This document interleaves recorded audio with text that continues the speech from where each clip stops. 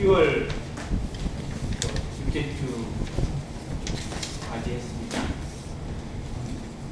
2021년도 며칠 안 남았다는 생각이 좀 들게 됐는데,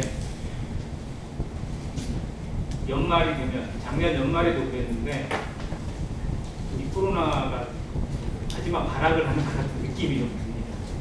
작년 연말에도 급수적으로 막 엄청 증가를 해서 제가 불가피하게 상황 보면서 2주 정도 이렇게 모임을 쉰 적이 있거든요.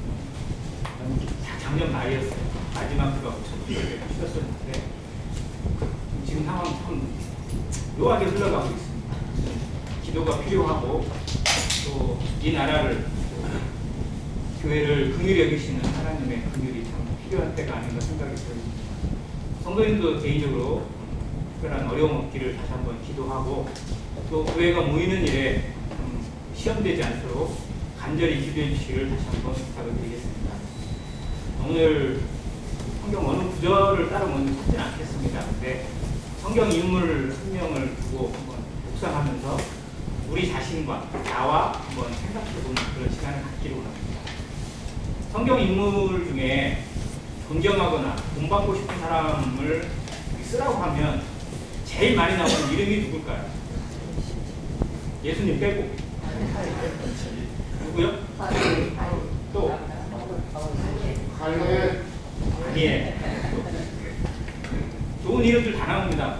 베드로도 나오고, 아브라함 나오고, 다윗 나오고. 근데 나올만한데 잘 안 나오는 이름이 하나 있어요. 이게 누구냐면 야곱이에요. 야곱도 성경에 정말 많이 이름이 기록되어 있고, 또 중요한 이름이고, 또 어떻게 보면 대단히 복받은 사람이고, 믿음의 선진 중에 하나인데, 야곱을 본받고 싶다라고 하는 사람은 제가 많이 못 봤어요. 그래서 오늘 야곱이라는 사람을 한번 쭉 조명해 보면서 나와, 우리와 얼마나 닮았는지, 또 얼마나 다른지, 그 모습을 한번 말씀 속에서 찾아보는 시간을 갖기로 합니다. 믿음의 선진, 특히 창세기 12장 이후로부터 하나님께서 성경을 기록하실 때 사람을 통해서, 그리고 그 사람들을 통해서 하나의 민족을 불러 세우셔서 하나님의 이름을 기억하게 하시고 하나님의 이름들을 기록해 나가게 하세요. 그 세운 사람들을 흔히 우리가 족장이라고, 믿음의 족장이라고 부르는데, 그 선진 4명이 나와요. 대를 이어서 4명인데, 첫 번째 이름이 아브라함이고, 두 번째가 이삭이고, 세 번째가 야곱이고, 네 번째가 요셉입니다. 이 4명으로 인해서 창세기 12장부터 50장까지가 기록이 되어지고, 거기에 하나님의 새로운 지명, 사명을 받은 민족, 이스라엘이라고 하는 민족이 나타나게 되고, 그리고 그 민족이 애굽이라는 잠시 임시 거처죠. 세상을 의미하는 애굽에 들어가게 되면서 창세기가 마감하게 되는 그런 모습이 나오게 되는데, 창세기 50장이 뭔지 아세요? 창세기 50장의 기록이 장례식이에요. 누구의 장례식? 야곱의 장례식.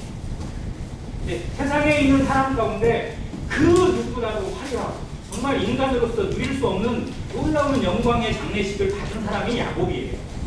어쩌면 왕과 버금가는 정말 대단한 영광으로 하나님이 그의 장래를 높이고 그의 이름을 높이고 그의 가치를 높여주신 대목이 창세기 마지막 장에 나옵니다.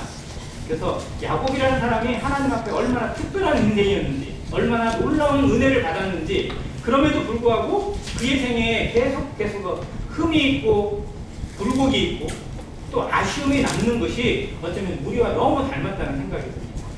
그래서 야곱을 보면서 나는 얼마나 놀라운 은혜를 받았는지, 그리고 그 은혜를 때로는 얼마나 거듭하고 있는지, 얼마나 많이 배워야 하는지, 얼마나 많이 부딪히고 연단 받아야 되는지, 얼마나 많이 엎드려야 하는지, 얼마나 많이 매를 맞아야 하는 그런 어리석은 인생인지 우리 자신을 한번 돌아보는 시간이기를 간절히 바랍니다.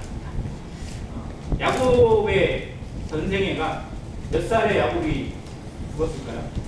147세. 네, 147세입니다. 대단하죠. 어마어마 살았죠. 근데 아버지나 할아버지에 비하면 내밀바가 될까 안 될까요? 그의 아버지 이삭이 180세에 죽었습니다. 그러니까 이삭의 기록은 대단히 짧은데 실제로 수명은 제일 길어요. 정말 보이지 않게 드러나지 않게 살았던 인생이 이삭이라면 야곱은 정말 많이 드러나 있는 삶을 삽니다. 147세면 정말 어마어마한 삶이거든요. 그런데 그의 생 한마디로 요약하면 그냥 연단이에요. 연단. 야곱의 인생 전체를 한 단어로 줄이면 연단하시는 하나님을 보면 우리 인생 정말 어마어마한 생을 사는 것 같고 어마어마한 일이 있는 것 같고 무궁무진한 사건 사고들이 정말 많은데 그것을 한마디로 요약하면 하나님의 은혜 그리고 연단이라고 할 수 있습니다. 우리의 지금 머물러 있는 이 시간들이 하나님의 나라에 서기까지 하나님 앞에 서기는 그 순간까지 하나님이 우리를 은혜로 이끄세요. 그런데 그 모든 과정들이 실제로는 나를 다듬으시고 내게 하나님의 속성, 하나님의 성품을 심으시는 연단의 과정이라는 사실을 또한 보게 됩니다. 야곱의 이름이 영어로는 제이콥이에요. 제이콥이라고 부르면 그 영어 단어가 맞습니다. 히브리어로는 야곱이에요. 이름도 그래요. 근데 우리는 야곱이라고 불러요. 이름의 뜻이 뭘까요? 야곱? 왜 야곱이라고 지었어요? 발목을 잡은 자라는 뜻이에요. 발꿈치를 잡았다라는 뜻이에요. 그러니까 왜 발꿈치를 잡았죠? 야곱에. 이게 뭔 뜻이에요 이게? 너 이리 와. 누가 먼저야? 내가 먼저야. 너 아니야. 잡아 땡기는 거예요. 엄마 뱃속에서부터 싸우고 태중에서부터 다퉜던 그 쌍둥이 형제가 나오는 그 순간까지도 경쟁합니다. 그래서 그 이름이 야곱이 됐어요. 발목을 잡은 자. 발꿈치를 잡은 자라는 뜻이에요. 어떻게 우리식으로 좀 쉽게 얘기하면 태클 거는 자예요. 태클 거는. 정말 어떻게 보면 비참한 이름이고 부끄러운 이름이죠. 그런데 하나님이 태중에서부터 이 야곱을 어떻게 하셨다고요? 사랑하셨어요. 선택하셨어요. 뭐 이쁜 것도 없고 내세울 만한 것도 없고 잘하는 것도 하나도 없는데 하나님이 택하셨다니까요. 하나님의 선택을 입은 자로. 근데 야곱의 전생애를 살펴보면 아니 야곱의 나중에는 그래도 괜찮죠. 처음에 초기 생애를 살펴보면 하나님의 선택을 받았음에도 불구하고 자기를 자기 스스로 세우려고 해요. 세상 사람들이 살아가는 모습입니다. 자기에게 주신 복을 잊어버려요. 하나님이 나를 사랑하셨고 하나님이 나에게 복을 주신 사실은 까맣게 잊어버리고 복이 어디서부터 오는지 내가 만들어야 된다고 생각하는 거예요. 내가 세워놔야 되고 내가 쌓아야 된다고 생각하고 내가 가져와야 된다고 생각하는 거예요.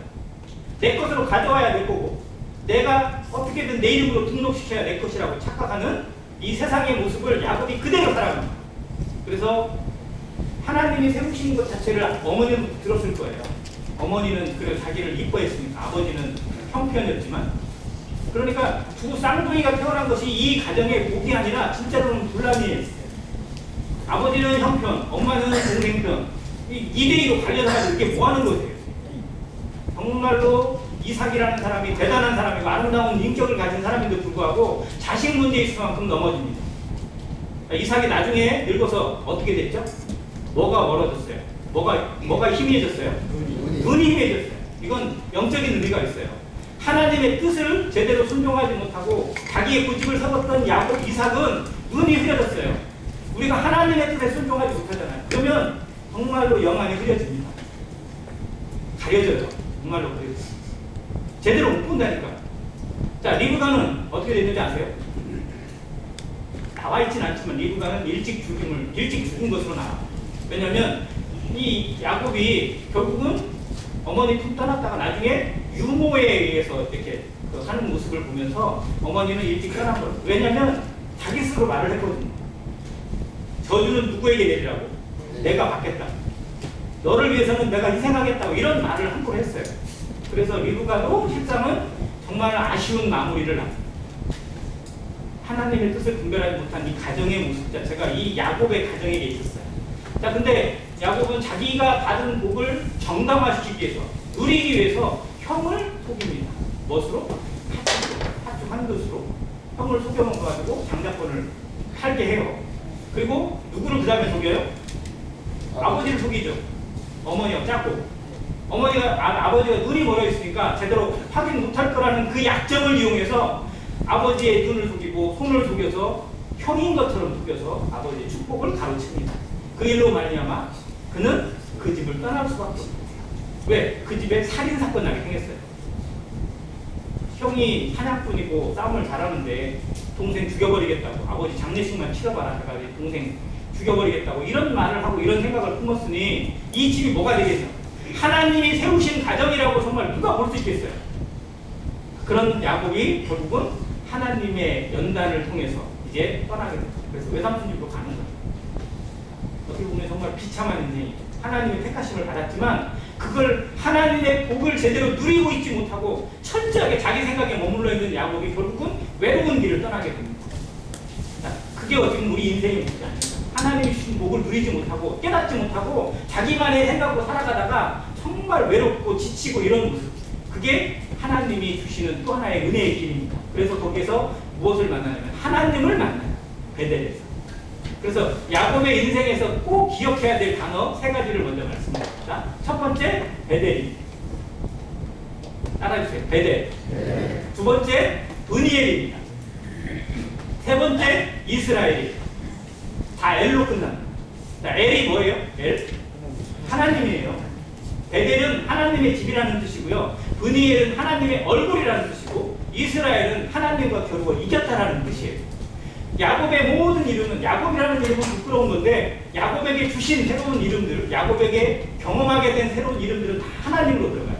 우리가 세상에 부끄러운 이름들을 가지고 있고 세상에 부끄러운 모습으로 살아갈지라도 하나님께 붙들리는 그 순간부터 우리의 생에는 하나님이 담겨 있습니다. 하나님의 이름이 담겨 있고 하나님의 뜻이 담겨 있어요. 그래서 우리에게 주신 새로운 이름이 있어요. 하나님이 우리를 뭐로 부르셔요? 하나님의 자녀로 부릅니다. 또 성도라고 부릅니다. 그리고 우리 모임을 뭐라고 불러요? 하나님의 교회라고 부릅니다. 이 모든 이름에 하나님이 담겨 있어요. 우리 생에는 내가 뗄래야 뗄 수 없는 하나님과의 관계로 맺어져 있고요. 그 순간부터 하나님이 우리를 이끌어 가시는 연단과 훈련과 그리고 성숙의 과정들이 지금 담겨져 있다는 사실이에요. 자, 야곱이 베델에서 하나님을 만납니다. 그 순간에 깨달아요. 아, 하나님이 나와 함께 하십니다. 하나님이 나를 부르시는구나. 그렇다면 이제 하나님께 내 생명을 맡겨야지 라고 서원을 드려요. 자, 그렇게 해서 외삼촌 집에 갑니다. 자, 그런데 하나님을 만나긴 했지만 하나님을 온전히 신뢰하고 의지하는 삶은 결코 아니에요. 그럼에도 불구하고 하나님은 계속 야곱을 도우세요. 자, 외삼촌 라반에게 갔어요. 자기를 환영해주는 라반을 만났고 자기가 정말 한눈에 뿅 가는 아름다운 아내 라헬을 만났어요. 야, 이렇게 그냥 예쁘고 멋있고 그냥 이런 사람이 나를 기다리고 있었구나. 이 여자를 위해서라면 내 인생을 드려도 전혀 아쉬울 게 없겠다 해서 라헬을 위해서 그냥 봉사하겠다고 해서 그 집에 머물게 됐고, 그게 돼가지고 외삼촌한테 팍팍 속아가지고 원하지 않게 누구까지? 언니까지 그냥 아내로 맞이하게 되는. 그래서 불가피하게 정말 야곱의 생애는요, 야곱의 생각에는 외삼촌 집에서 20년 동안 머물 생각이 전혀 없었어요. 딱 자기는 7년 채울 생각했어요. 왜? 나이를 위해서 자기가 몇 년 동안 봉사하겠다고, 7년간 봉사하겠다고 그랬잖아요. 그러면 아내만 얻으면 아마 싹 집으로 오려고 그랬을 거예요. 그런데 갑자기 첫날 밤을 딱 치렀는데 이거 아내가 아니야. 이게 완전히 사기 맞았어요. 그냥 언니를 아내로 맞이하게 되고, 그렇게 7년 때우고 또 새로운 아내를 위해서 7년을 때우고 자기의 가정을 이루기 위해서 또 6년을 더 채우고, 그렇게 해서 20년 동안 거기에서 머물렀어요. 근데 외삼촌이 자기보다 고수일까요? 하수일까요? 고수예요. 고수를 만났어요. 그래서 그냥 그때 보면 대탕 맞은 거예요. 나보다 더 센 사람이 하나 있구나. 인생에서 그걸 경험하는 거죠. 근데 하나님이 그런 사람을 왜 만나게 하셨는지 생각하는 거예요. 자, 근데 그 고수를 만나서 자기 것 다 털릴 것 같았는데 라반은요, 그 자기 조카한테 이만큼도 줄 생각이 없어요. 정말 집요한 사람이고 대단히 계산적인 이기적인 사람이 라반이에요. 그래서 내가 충분히 물거먹고 빼먹고 다 빼먹겠다. 그냥 다 털털 털어가지고 기껏 보내면 이 딸내미만 달라고 보내라고 그 생각을 했었어요. 근데 하나님은 그런 야곱에게 계속 주시는 거예요. 그래서 자기 가정을 이루고 집을 이루고 거기에서 그 아내들을 통해서 아이들을, 우리가 12명의 자녀를 낳게 되고 어마어마한 가정을 이루게 됐어요. 하나님이 주신 거. 그리고 이제 하나님이 떠나게 하세요. 그치? 외삼촌집을 떠나서 이제 집으로 옵니다. 얼마나 좋아요. 갈 때는 혼자였는데 지금은 그냥 막 식구도 많죠. 아내도 4명이나 있지. 아내가 4명이면 좋을까요? 잘 모르겠어요 그건. 자식도 많죠. 짐승도 많지. 할일도 많아요. 어떻게 보면 남부러울 게 하나도 없어요. 집에 가면 떵떵거리고 아버지 어머니 나왔어요 이렇게 큰 소리 칠 것 같아요. 그런데 가는 길에 집에 가까우면일수록 점점 발걸음이 무거워지기 시작해요. 누가 기다리고 있어요? 예서. 이 형이 가만히 있을 줄 알았더니 형이 어느 순간에 한 족장을 이루고 그 집에 우두머리가 돼가지고요 군대를 질러놓고 군대를 양성하고 있어요. 형이 그렇게 됐다더라라는 소문이 들리니까 벌써 겁이 나기 시작해요. 그래가지고 정당군을 보내가지고 한번 알아봤어요. 그랬더니 형도 어떻게 자기 소식을 알았는지 관심이 있었는지 자기가 오고 있다는 걸 알고는 몇 명을 데리고 400명을 데리고 자기 그 오는 길목에 오고 있다는 거예요. 자, 야곱이 아무리 많은 식구를 거느리고 아무리 많은 것을 거두었지만 야곱 에서를 만나는 순간에 에서의 군대를 만나는 순간에 뭐가 되는 거예요? 그냥 하루아침에 그냥 다 없어지는 거예요. 그냥 지금까지 이뤄놓은 것들 한순간에 다 깨지게 생겼어요. 그러니까 나갈 수가 없어요. 그래서 나름대로 막 고민합니다. 그게 창세기 32장에 나와 있는데요. 처음에는 때를 둘로 나눠요. 자식도 나누고 마누라도 나누고 뭣도 나누고 나누는. 그리고 그걸 해보니까 뭔가 좀 아쉬운 거예요. 어디 보내야겠다 해가지고 막 짐승 중에서 골라요. 그리고 종 중에 좀 똑똑한 놈을 불러가지고 먼저 에서한테 보내는 거예요. 이게 뭐냐 물어보면 당신의 동생 야곱이 이렇게 성공을 했는데 당신에게 바치기 위해서 당신과 화목하기 위해서 이렇게 드리는 선물입니다. 이제 좋은 말로 구슬려 놓고 그런 다음에 이제 얼굴을 보려고 생각을 했어요. 근데 마음이 편해 안 편해? 아무리 이래놔도 안 편해. 자기 머리로 아무리 짜내도 마음의 평안을 찾을 수가 없어요. 우리 인생이 그러지 않아요? 아무리 이것저것 해봤고 계산해보고 뭣도 해보고 뭣도 해봐도 하나님 앞에 해결되지 못한 문제가 남아있으면요 잠도 안 오는 거고요 뭣도 할 수가 없어요. 아무것도. 정말 하나님 앞에 내려놓지 않으면 안 되는 것들이 분명히 찾아오게 됩니다. 야곱이 그 순간을 그래서 약속강 나루에서 다 강을 건너게 했어요. 다 건너게 했고 자기만 못 건너. 건너갈 수가 없어요. 건너가면 죽을 것 같고 건너가면 없어질 것 같고 그냥 다 깨질 것 같고 그러면 거기에 철부터 주저앉아가지고 씨름을 하는 거죠. 하나님의 사자와 씨름을 하고 기도를 하고 간구하고 애청하면서 절대 지지 않고 싶은 그 고집이 나옵니다. 그러다가 하나님의 사자와 씨름하다가 결국 어디가 유골된다고요? 여기 넓적다리 뼈라고 이렇게 나와 있는데요. 전에 항상 말씀드렸어요.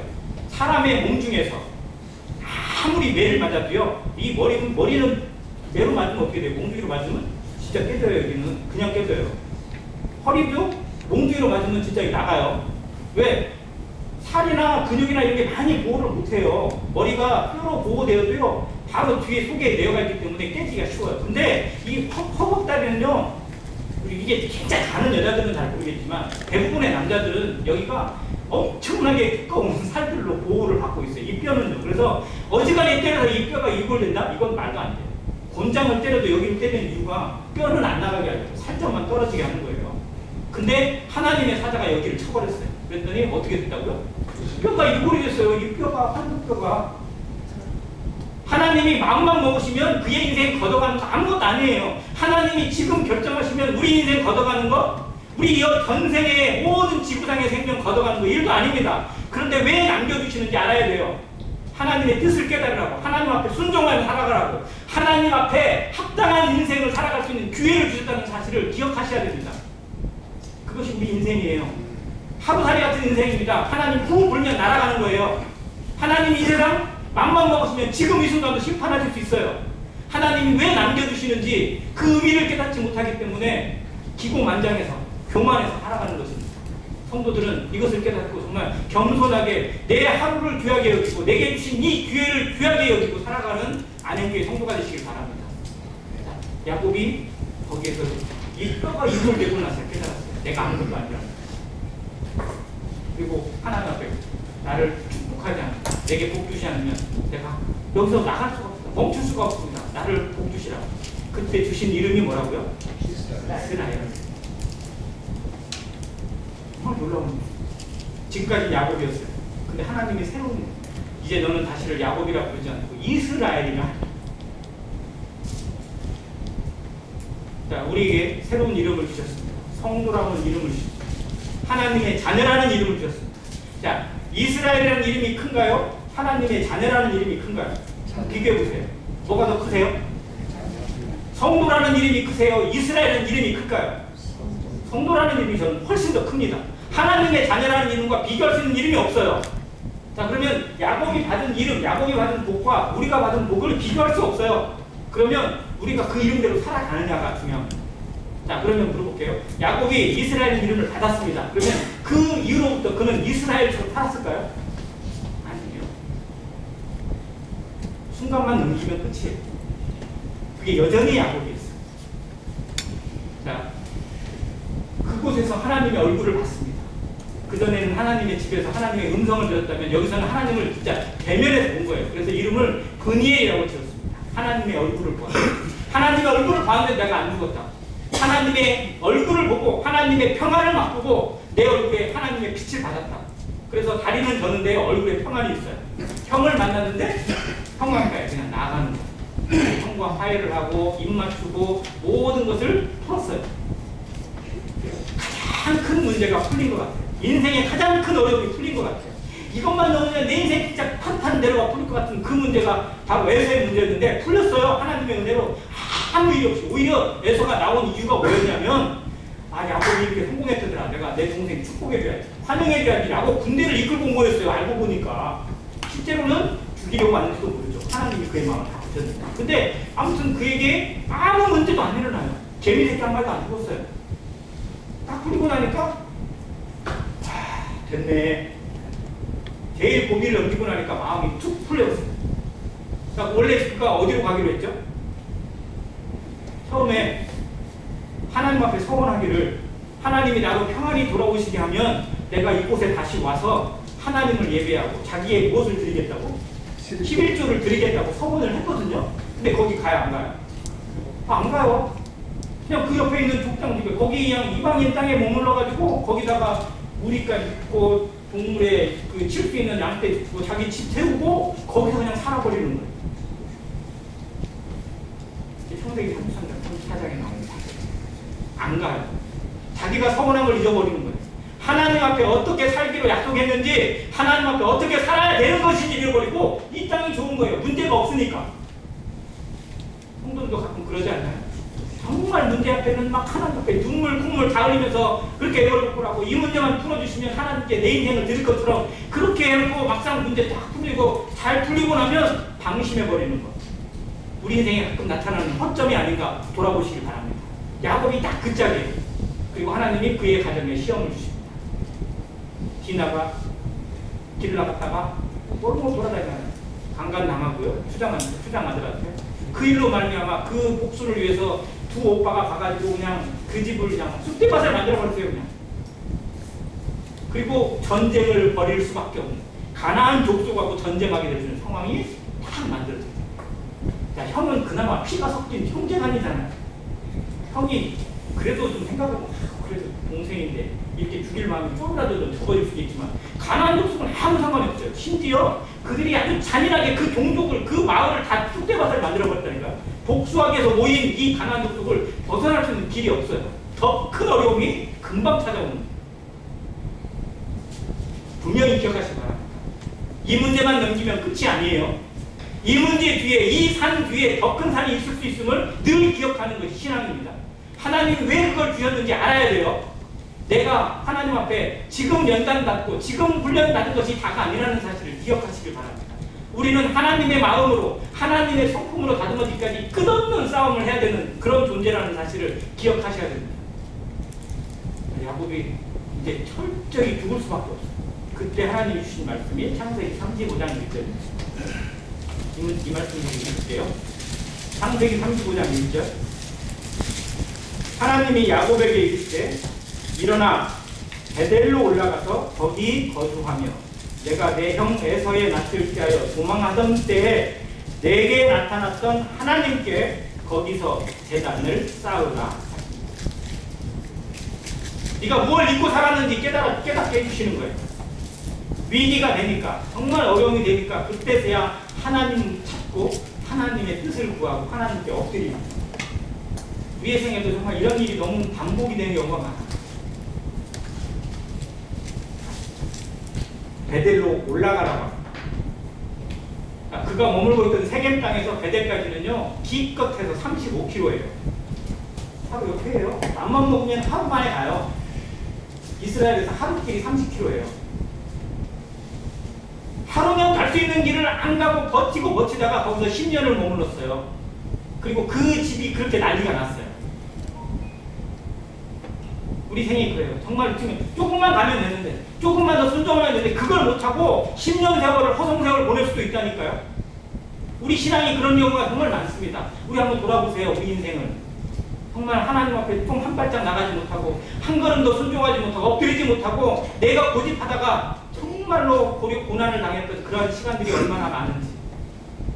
야곱에게 하나님 이걸 다시 한번 상기시키고, 네가 30년 전에 나에게 했던 서원을 떠올리게 하고, 그곳에 가서 거주하며 거기서 네가 뭐해? 하나님께 제단을 쌓고, 너의 생에 내가 너를 부르고 너에게 복 주고 너에게 하나님의 이름, 이스라엘이라는 이름을 주신 이유가 뭔지 생각해라. 너는 나에게 예배를 해야 된다.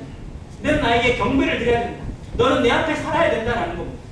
우리에게 그리스도를 통해서 새 생명을 주신 이유가 무엇인지, 그냥 내 것 들고 그냥 천국 가니까 내 맘대로 살아야 된다, 이게 아니라는 겁니다. 하나님 앞에 어떠한 인생을 살 것인지 다시 분명히 새기라는 겁니다. 새 생명으로 어떻게 살 것인지, 성령으로 무엇을 위해서 살아갈 것인지 분명히 생각하고 새기고 하나님 앞에 서 있는 인생으로 살아가라는 겁니다.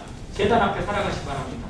제단을 위해서 제단 앞에 내가 제물로 드려지는 인생이 되시기를 다시 한번 주님의 이름으로 축원합니다. 이 생을 이야기하시긴 하니까 야곱이 그때서야 깨달아요.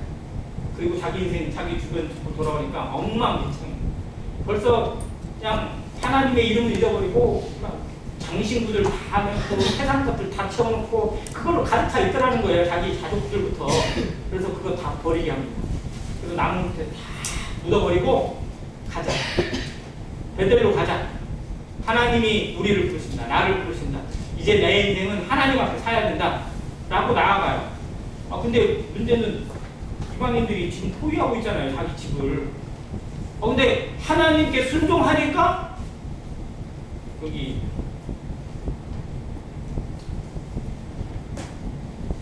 5절에 이렇게 나옵니다. 그들이 떠났으나 하나님이 그 사면 고울들로 크게 두려워하게 하셨으므로 야곱의 아들들을 추격하는 자가 없었다. 순종하면, 하나님의 뜻을 위해서 살아가고자 하면 뒤에 일은 누가 책임지셔요? 하나님이 책임지십니다. 요단강을 건너고자 할 때 이스라엘 백성들이요, 요단강이 그때 추수기가 차가지고 가을철 그때가 되면 강이 넘쳐요. 사람이 키가 넘을 정도로 요단강이 찹니다. 평소에 때는 겨울 같은데. 자, 그때 하나님이 말씀하셨어요. 제사장이 언약궤를 메고 내려가라고 그 명령을 했어요. 제사장들이 4명이 언약궤를 어깨에 딱 메고 요단강에 자기 팔을 딱 담궜어요. 그랬더니 어떻게 돼요? 달라지는 거예요. 길을 내는 거예요. 순종했을 때 하나님의 기적을 보는 거예요. 우리 인생이 하나님의 기적을 못 보냐고요? 순종하지 않기 때문에, 자기 생각으로 머물기 때문에 이건 안 돼, 이건 안 돼, 이건 안 돼, 이건 못해, 난 안 돼 라고 하는 그 생각이 하나님께 겸손이 아니라는 사실을 기억하시기 바랍니다. 하나님이 말씀하시면 사람으로서는 할 수 없을 때 하나님은 다 하실 수 있습니다. 그래서 주신 말씀에 순종하는 자세가 참 믿음입니다. 그때 뒤에 어떠한 일이 어떻게 연결될지는 하나님께서 이끄시고 하나님이 책임지신다는 사실입니다. 자, 그렇게 했을 때 그가 베델로 올라가서 드디 하나님을 예배합니다. 거기서 제물을 드리고 하나님 앞에 살아가는 삶을 삽니다. 그리고 그곳 이름을 베델을 엘베델을 새로 바꿔요. 근데 그게 끝이었을까요? 그러면 이제 야곱의 인생은 정말 하나님과 온전히 동행하는 삶이 되었을까? 생각해보니까 거기도 아니에요. 이제 문제가 또 뭐가 있다면요, 그가 자식이 몇 명이라고요? 아들이? 12명. 근데 12명이 엄마가 똑같아요? 달라요? 그러니 문제가 생기겠어요? 안 생기겠어요? 자식이 2명만 있어도 문제 생겨요? 안 생겨요? 아니, 자식이 하나면 문제가 안 생길까요? 자식이 하나도 생기고요. 아니, 심지어 자식이 없어도 문제는 생겨요. 부부간에 있으면 문제가 없을까요? 부부간에 있어도 문제는 있지 말아요. 우리는 항상 문제 덩어리고요, 문제 투성이에요. 그런데 심지어 자식이 12명이나 있고 어머니가 4이나 있는데 거기에 얼마나 많은 문제가 생기겠어요. 결국 자식 문제가 이들에게 불거지고 인생의 성도의 삶의 마지막 문제는 자식 문제입니다. 그러니까 단언한 건데 자식의 문제가 성도의 신앙에 있어서 최종 관문이라는 사실을 기억하시기 바랍니다. 자녀의 문제, 자녀의 신앙, 자녀의 믿음, 자녀의 삶, 그리고 그가 하나님 앞에 정말 제대로 된 성숙된 믿음으로, 아니 나를 뛰어넘는 믿음으로 사람을 자라기까지 하나님이 나를 시험하시고 연단하실 것이라는 사실을 기억하시기 바랍니다. 자, 야곱의 자녀들이 12명이나 됐는데요. 그게 이스라엘 12지파로 하나님이 택하신 그릇에 하나님의 시간표와 하나님의 경륜에 보면요, 이 12이 이스라엘을 대표하는 12지파란 말이에요. 근데 하는 짓거리 보니까 엉망진창이에요. 아, 이건 진짜 이런 개망난이가 없어. 큰아들이라는 녀석은 자기 성모하고 통관을 해가지고요, 어떻게 자기 성모하고 어떻게 정을 쌓을 생각을 해요. 말도 안 되는 짓거리를 했어요. 두 번째, 세 번째 아들은요, 하나님의 할례를 빙자해가지고 그 자기 누이를 더럽힌 그 동족을 잔인하게 해요. 잔인한 칼들이었어요. 네 번째 유다라는 아들은 누구하고 이제? 아, 이게 성하고 했더니 여기는 또 며느리랑 또 해가지고 자식을 낳지는 않아요. 아무튼 이 집안이 정말 하나님의 이름을 담을 수가 없는 정말 말도 안 되는 그런 모습이란 말이에요. 그래서 이 집을 하나님이 흔들기 시작합니다. 야곱은 원하지 않았어요. 야곱은 자식들이 그렇게 되길 바라지 않았어요. 그러나 하나님이 흔들기 시작합니다. 하나씩 하나씩. 그래서 그의 본성을 드러내고 그가 실체가 무엇인지를 드러내시는 거예요. 그게 누구를 사용하시냐면 요셉을 사용하셨어요. 그래서 야곱이 정말 자기의 생애에 가장 아끼는 아들. 왜 요셉을 아꼈냐면요, 자기가 가장 사랑하던 아내 라헬이 첫 번째 낳은 아들이 이 요셉이, 그리고 베냐민은 죽으면서 낳은 아들. 그러니까 요셉과 베냐민은 자기 인생에 자기 생명보다 귀한 아들이란 말이에요. 자기 아내가 죽었어요. 가장 사랑하는 아내가. 그러니까 아내 대신 몫으로 이 요셉과 베냐민을 사랑하는데 요셉에게 채색옷을 입고 나타났어요. 장자권은 그에게 넘겨버렸어요. 미리 하나님의 뜻과 무관하게. 자, 아무튼 그 요셉으로 말미암아 형들이 그냥 시기하고 질투하고 그 집이 풍비박산 나면서 요셉을 죽이기로 작정을 하고요, 애굽에 팔아버렸어요. 아버지는 모르게. 야곱도 생각해보세요. 아버지를 속였어요, 안 속였어요? 속였더니 그대로 누구한테 당해요? 아들들한테 당해요. 정말로 아이러니죠. 하나님이 이 야곱의 인생을 너 한번 봐라. 네가 이렇게 했잖아. 너도 이렇게 당해. 이게 인생이야 라고 보여주시는 교훈 같아요. 자, 그걸 통해서 결국은 나중에 애굽에 이제 요셉이 총리가 되어 있는데도 불구하고 몰라요. 야, 형들이 거기에 양식 사러 갔다가 요셉을 만나요. 근데 이 형들도 눈이 멀어가지고 자기 생각이 같으니까 동생을 몰라봐요. 아니 그렇게 진짜 몰라 죽었다고 생각했는데 형생이 총리가 돼가지고 막 하신 옷 입고 있으니 몰라보는 게 당연할지 모르겠는데 아무튼 형들도 몰라봐요. 그리고 나중에 아버지한테 와서 한다는 말이, 아버지 애굽에 가서 양식을 하려면요 동생 베냐민을 데려가야 된대요. 동생 베냐민 내놔요. 이미 요셉은 죽었어. 아버지한테 베냐민마저 내주면 자기 인생 끝나는 거예요. 그냥 마지막 우는데 이걸 내놓으래. 안 된다. 절대 안 된다. 근데 양식은 떨어져 가요. 아무것도 없어요. 계속 흉년이야. 동생 내놓으래요. 동생 내놔야 우리가 양식을 사올 수 있고, 동생을 데려오기 위해서 우리가 모든 것을 걸겠습니다. 내 자식을 걸고 내 생명을 걸겠습니다. 이 형들의 마음이 바뀌기 시작한다니까요. 점점 극한으로 가면 갈수록 하나님을 알아가기 시작하고 하나님의 마음을 배워가기 시작하는 형들이 나타납니다. 그러면서 자기를 걸어요. 자기 자식들을 걸어요. 자기 생명을 걸고 이 동생을 데려오겠다는 거예요. 아버지가 그 마음을 갖고 하나님이 나를 여기까지 인도하시는 이유를 모르지만, 그러나 내가 자식을 잃게 되면 이를 이루라. 죽으면 죽으리다 하는 각오로 베냐민을 내줍니다. 그때 성경이 그의 이름을 이스라엘로 기록해 주세요. 이스라엘이라는 이름. 야곱이 이스라엘 되기까지 진짜 이스라엘의 모습이 나타나기 참 오래 걸렸어요. 우리들도 그럴 수 있어요. 성도라는 이름은 받았는데, 하나님의 자녀라는 이름은 받았는데 그 이름의 가치가 나타나기까지 얼마나 많은 시간이 걸릴지, 얼마나 많은 연단을 거쳐야 될지 모르는 게 우리라는 사실입니다. 야곱을 베냐민을 내줬어요. 그리고 나서 동생 요셉이 베냐민을 두고 형들을 시험합니다. 다 잔치 올려주고 칭찬 다 해놓고 양식을 줬어요. 그리고 양식에다 자기 돈들도 다 집어넣었어요. 근데 베냐민의 자루에는 은단을 다 집어넣고 시험을. 그리고 군대 동원에 딱 잡아오고 베냐민의 자리에서만 딱 나오는 거예요. 이제 형들한테 얘기해요.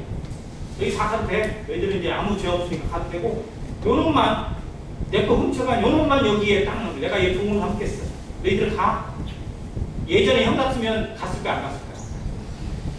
갔겠죠. 예전에 형들 같았으면. 아니 동생을 구더기에 집어넣고 두 개를 죽이려고 했던 형들이 뭐 베냐민이 아깝겠어요. 그냥 가겠죠. 자기 목숨이 우선인데. 근데 베냐민을 그렇게 놓고 간다고 하니까 절대 안 가게, 못 가겠다는 거예요. 그러면서 거기서 막 눈물 흘리고 무릎 꿇고 애걸복걸을 하면서 이 요셉에게 간구의 기도를 드립니다. 그 중에서 누가 가장 절실한 기도를 드렸어요? 유다예요. 유다의 시를 통해서 그리스도가 나신 이유가 여기 있어요.